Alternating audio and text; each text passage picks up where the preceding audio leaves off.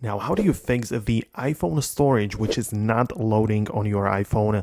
Let's get started. So, of course, if you're new on the Foxtecc channel, most definitely subscribe so you don't miss tutorials like this one. So, of course, go to the settings, tap on the general, and go to the iPhone storage, and it should take a while for it to load up, and you should be able to see the indicator even by colors, so you can see how many photos, apps, messages, and whatnot you have taken up by your storage. If this doesn't work or doesn't show up, make sure you restart the iPhone because it's most likely just a glitch, right?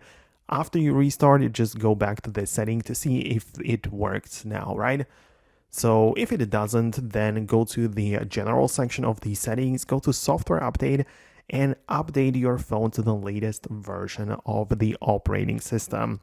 That's really useful because a lot of times it will make sure that all of these little bugs and glitches are resolved with a software update, so that makes good sense, of course.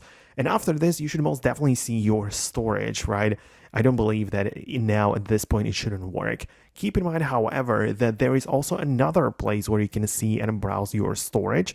So you can check out the local storage in here in the general section, but when you tap on your name in the settings at the top and go to iCloud, you can browse your iCloud storage, which is obviously on the cloud. It's a different thing, but it's still attached to your account and used by your phone. So I guess it also makes sense to keep an eye out for the iCloud storage being full.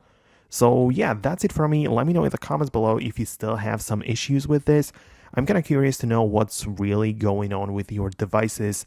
So let me know below. Stay tuned by subscribing, and I'll talk to you later in the next tutorials.